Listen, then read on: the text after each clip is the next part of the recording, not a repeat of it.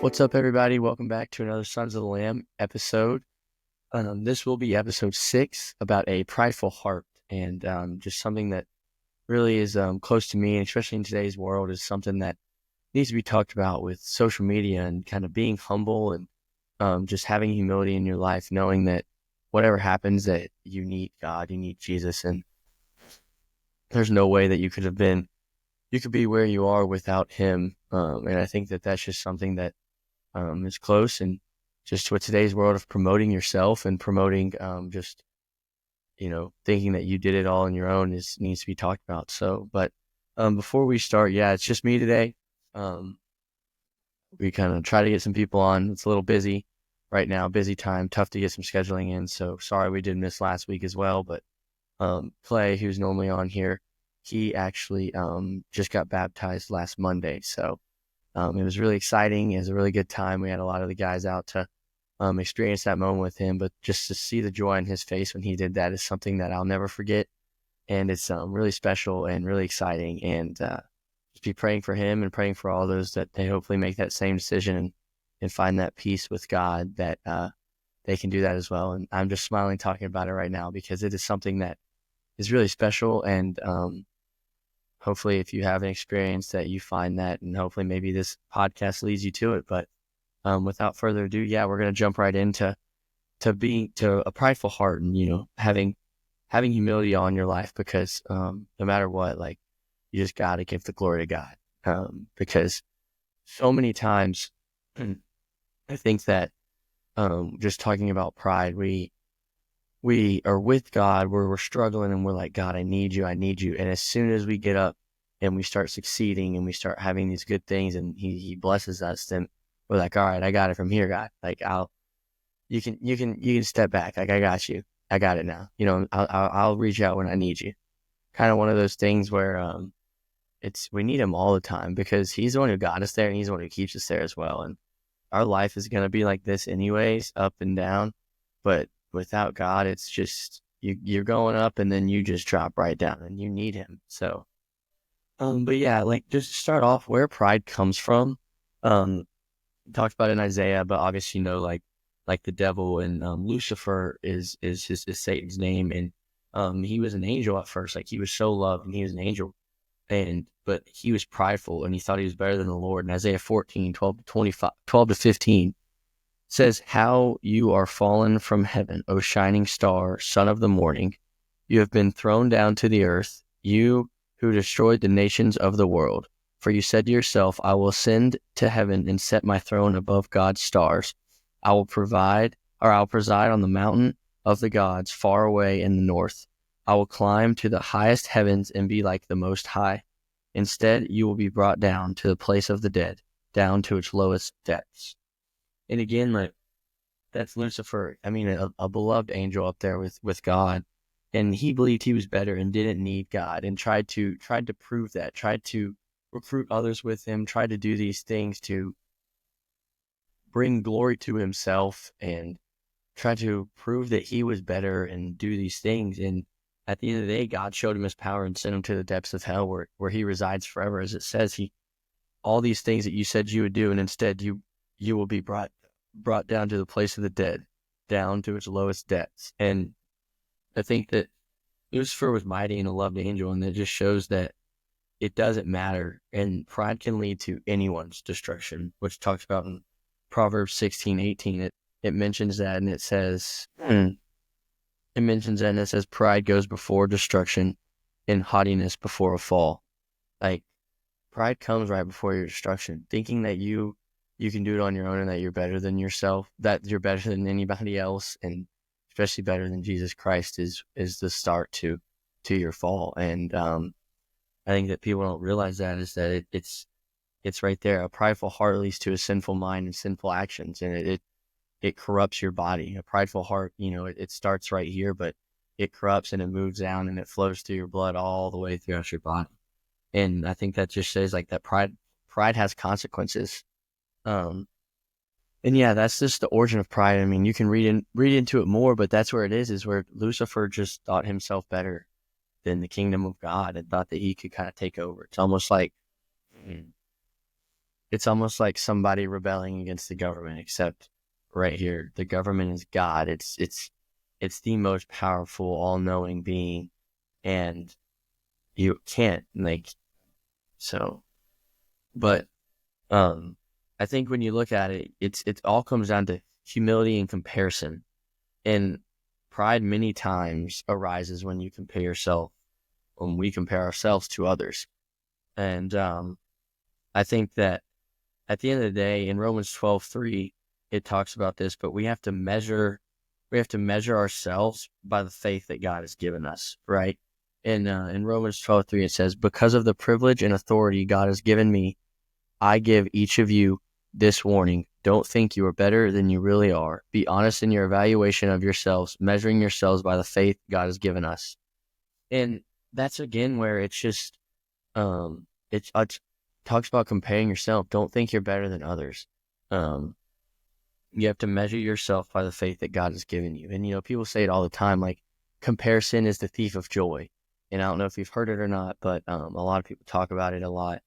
And it really is, like, especially now with social media, you follow somebody and, like, say that I follow a baseball player and they're doing really good and I compare myself to them and it makes me feel worse of myself. Or you're a girl and you follow somebody who you think is so pretty and has this, or you follow some influencer that has this great life and you look at them and you're like, wow, I'm not that person. But one, that social media is just a glimpse of their life, and it's the best parts of their life. They're taking perfect pictures, perfect things in their life. They're waiting for the perfect weather to post these things, and it's controlled. It's not their real life. And that's why when you're comparing yourself to others, you're gonna always think worse of yourself when you're really comparing yourself to something that's not even real. That's not even true. It's fake. It's social media, right? It's a virtual thing that someone can control and do whatever they want, kind of. But um, but then, like he says, but when we start comparing ourselves to others, we begin to think that we're worse, and we try to work, and then we begin to think that we're better. And I think that if you're going to compare yourself to somebody, stay with me here because this is a little confusing. But if you're going to compare yourself to somebody, you need to compare yourself to Jesus Christ, because we are nobody compared to him. And it talks about this in the song, a song by Casting Crowns. It talks about this. It's called Nobody. And it's just kind of sings the song of, I'm just a nobody trying to tell everybody all about Jesus. Like, we are, compared to Jesus Christ, we are nothing but even though we are nothing, because of him, we are something.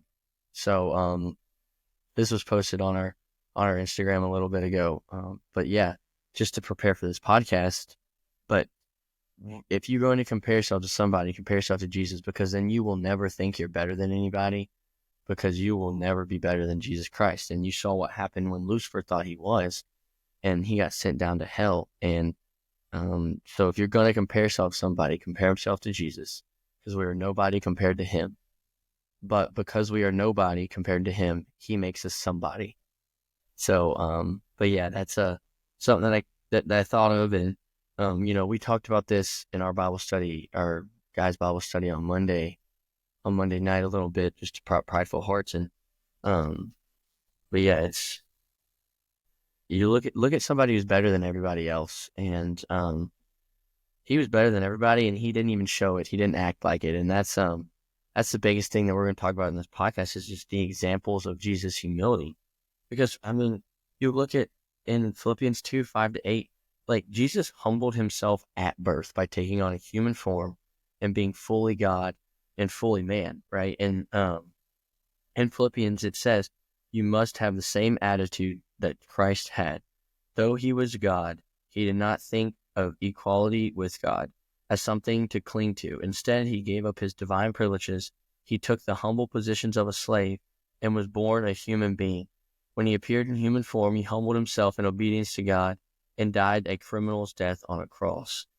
He was obedient to death. Like, this man was fully God, and we get into it later in this podcast, but he came to earth fully man, though he was fully God. He took on a human form. He took on the human struggles. He took on the things that humans deal with every day in this world, where Christians are also persecuted. And he's the Messiah, claiming to be the Messiah around these people who don't believe it, who question it, and knowing that at the end of the day, he's obedient to a criminal's death when he did nothing wrong, when that's the death we deserve.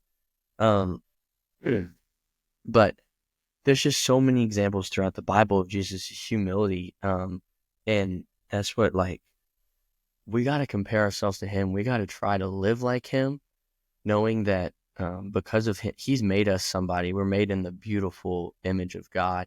So we are somebody, but compared to him, we have to act like a nobody. When he came down, he never taught above anybody else. He taught on the same platform when he spoke. He never thought himself better. He never used the "I am God, so listen to me." He came out with kindness and love and as a human.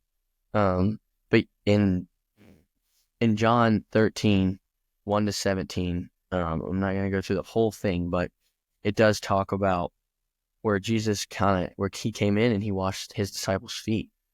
And, he's saying that Jesus knew that the Father had given him authority over everything and that he had come from God and would return to God. So he got up from the table, took off his robe, wrapped a towel around his waist, and poured water into a basin. Then he began to wash his disciples' feet, drying them with the towel around him. Peter would not let him do it, and after washing his feet, he put on his robe and sat down and asked, "Do you understand what I was doing? You call me teacher and Lord, and you are right, because that's what I am. And since I, your Lord and teacher, have washed your feet, you ought to wash others' feet. I've given you an example to follow." There's more, but right there, it's right in the text where Jesus is like, I'm giving, not only here, but in the whole gospel, he gives us an example to follow. He doesn't fight sin with sin. He doesn't fight anger with anger or try to get revenge. He loves no matter what. He forgives no matter what. And he washes these people's feet, though he is Lord and teacher, and he washes their feet. So he says, I'm giving you this example to follow. And then he says, do as I have done to you. And I tell you the truth, slaves are not greater than their master, nor is their messenger more important than the one who sends the message. Now that you know these things, God will bless you for doing them. And it's just this saying, like, you have to become less. You have to be a servant. And right here, he's a servant washing feet. Jesus is. And he is the God of the universe. He is almighty. And he's washing these disciples' feet, saying, if I'm washing your feet, then you can go wash anybody else's feet. Which is just something that's so amazing, because we're taught in today's world with our hierarchy system and just the rankings of what we have, like, oh, that's way beneath me. People say that's beneath me. No, well, if washing someone's dirty bare feet wasn't beneath Jesus, then nothing is beneath us. And then again, you see in Matthew 26:39, when Jesus is accepting God's will, when he's praying in the Garden of Gethsemane, and he's about to go on the cross. He's about to be betrayed. He's about to be crucified on this cross and die a human death that all of us deserve. And he's dying this death for us. But he goes here in Matthew, and he says, Lord, let's see, 26-39. And he says, he went on a little farther and bowed with his face to the ground, praying, My Father, if it is possible, let this cup of suffering be taken away from me. Yet I want your will to be done, not mine. So just to take the first part, Jesus knows what's coming. He knows what's supposed to happen. And that just shows his human in him, though. Knowing what needs to be done, he still goes to the Lord, and he still asks the Lord, Lord, please, if there's any other way, let that way be done. I do not want to die. He has this human form. Because also, if he wanted to, snap his fingers, boom, it's over. This doesn't happen. But he knows he's got to do this, but he asks the Lord if there's any other way.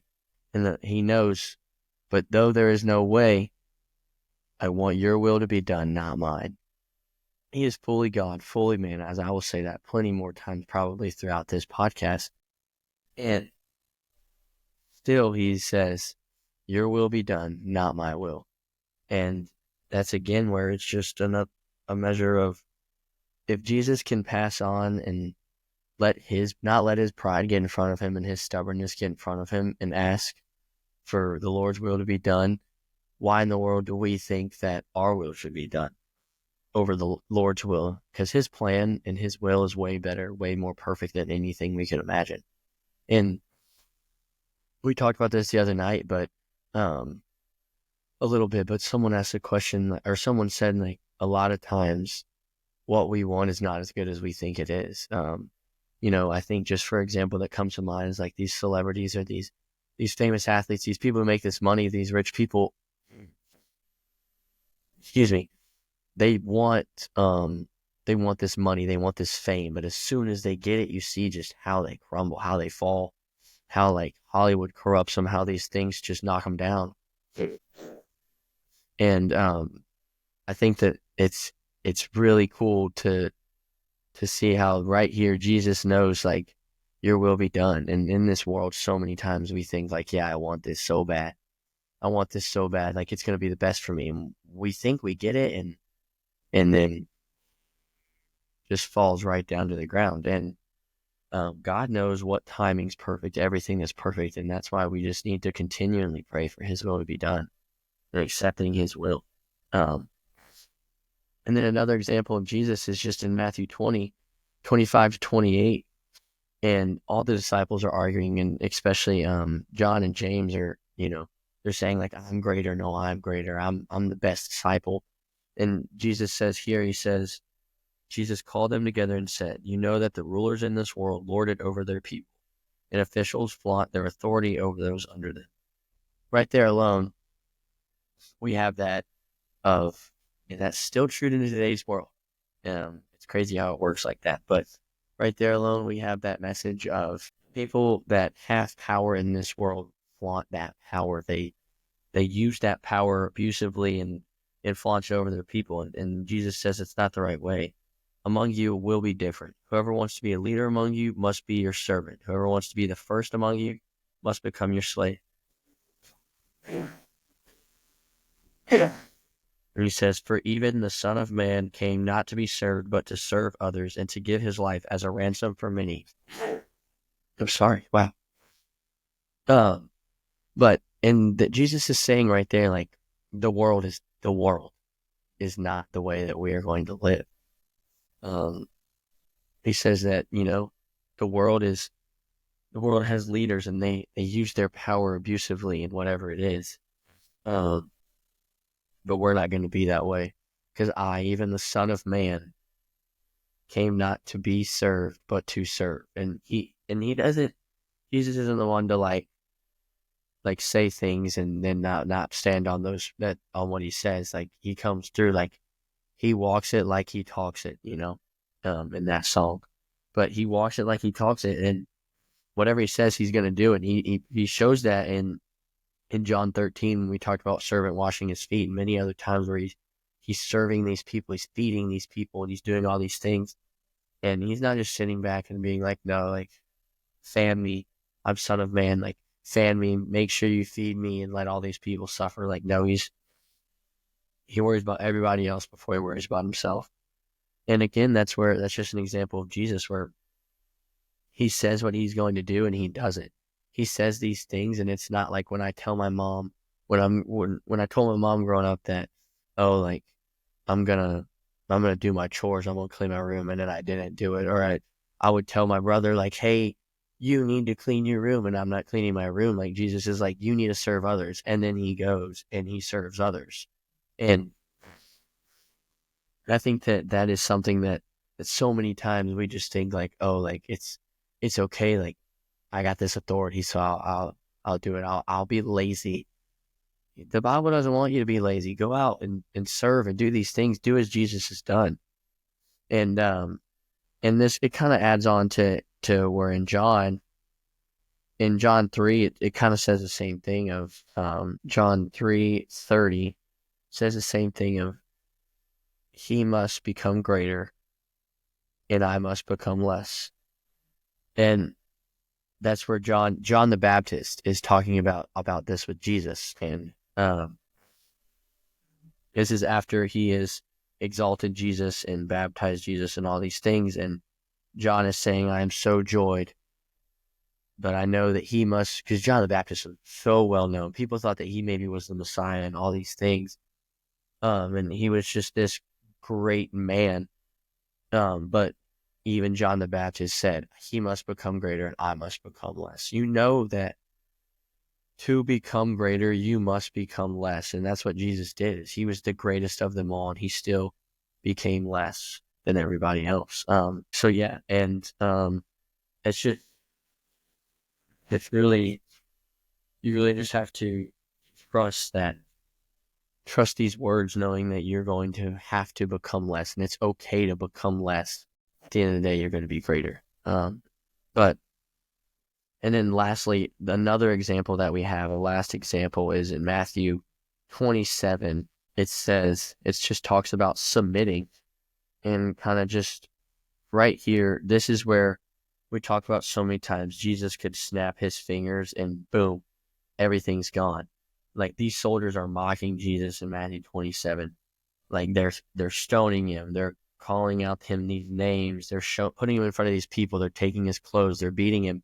And they're just mocking Jesus. Like, oh, if you're the Son of God, then why don't you do these things? Why don't you kill everybody here? Why don't you just get off that cross and walk away?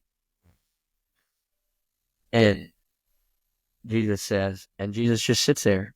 He doesn't say anything. And I mean, oh, would I be so mad if I was just being tortured and mocked like that? And that's my sin in me. That's my human nature of living a sinful life like that. But if I was being mocked in front of all these people, I'm getting upset. I'm trying to do something against it, and Jesus just sits there, knowing full well if he wanted to, he could stop it right now. He could do whatever he wanted to do. And Jesus sits there and he says nothing. Says nothing, doesn't move. And he wears it because he knows that submitting to God's will, knowing that God's will needs to be done. And I think that people miss that so many times, is that he humbled himself in the most profound way by submitting to the mocking and the suffering of the cross. And his humility is beyond comprehension of us. We could not comprehend, because no matter how humble someone is, how humble I am, how much humility I have in me, and can't say that I can't say that I can sit there when someone mocks me. And he's being mocked on the highest level too. He's being mocked about being the Son of God, which he came down to save these people, and they're turning on him. And he knew that what had to be done, and he showed humility to take whatever was coming, knowing that he didn't deserve any of it, and it was all for us. And at the end of the day, like, I think that just shows it all, is that we got to give him all the glory because of what he did, the way he lived, the things that he did. And it's a blessing to be living here with him, watching over us and in our hearts, and just living the life that we're free because of him. We're freed because of him. And I think that humility allows us to resist pride and receives God's grace. And it's a powerful weapon against the enemy's schemes. And so many times, like, whether it's you have success, you get promoted, you have success on a sporting field, an athletic event, in the classroom, you have success, and immediately the devil is like, here you go. Like, he's not giving you success, but he's like giving you this thought. He's putting this thought in your head that is, ego, like, this was you did all this, like, go tell everybody, like. And that's what, like, in my prayers, no matter what happens, I'm always just, Lord, please help me give you all the glory for what's being done in my life, in all these lives around me, Lord. Because so many times, and like, I mean, I fall victim to it as well. Like, you want to brag, you want to show off, and you're proud. And I don't think being proud of something is not a bad thing. It's not being prideful. It's not being not humble. There's a difference between being proud and boasting of something, knowing that you could not have done it on your own. Pretty much it's almost like a school project, and you're taking, say you have 3 people in your group, or just say in this instance you have 2 people in your group, just like you live in life, and you and Jesus Christ, but you and the Holy Spirit. But in this, you do a little bit of work, but the other person does so much work, and you turn it into the teacher, and you're like, or the professor, and you're like, my partner didn't help at all. This was all me. I did all this work. Like, here you go. Like, this is my work. He didn't do anything, or she didn't do anything, whatever it is. That's how we live our life so many times when we post on social media, when we take acceptance speeches for our awards, and it's God be the glory, because thank you. I would not have been able to do any of this without you.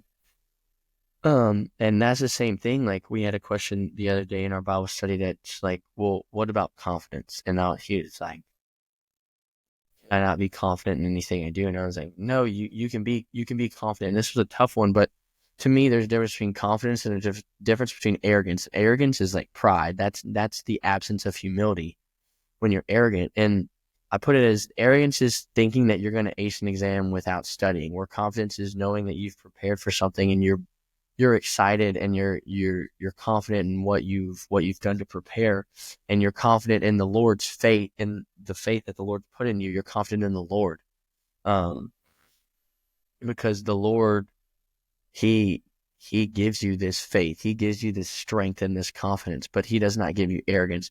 Arrogance is when you think you're going to go, you don't prepare. You think that you're going to go into an exam and just ace the exam. You think you're gonna go play this game and you're gonna dominate, but you didn't even practice. You think you're gonna go and go to this recital and you're gonna ace this, whatever your instrument you're playing, and you're gonna kill it, but you let your whole team down actually because you didn't even prepare. And that's the whole point of, there's a difference. And when that confidence comes from God, when that confidence comes from Jesus, knowing that he gave his life to us, and that because of him we are something, we are valuable because of him, that's when we realize that we are something, and that's when we can have that confidence walking around, knowing that Jesus has got my back. He's on every side of me. He's holding my hand. He's leading me in this life. So, but this was a real joy to talk about, because it's something that every day that you see, because you're going to struggle so much in life. You're also going to succeed so much in life, and you have to rely on Jesus the same in both, and you cannot need him here and pray and be with him here and leave him there when you get up here, because at the end of the day, you're going to be down here, thinking that you don't need him. So, but I really enjoyed this, and we will see you next week. I hope you enjoy this, and the beautiful weather that's outside right now, and the sunshine that God's given us. But with that being said, we'll see you next time, and just stay humble, and hope you enjoyed it.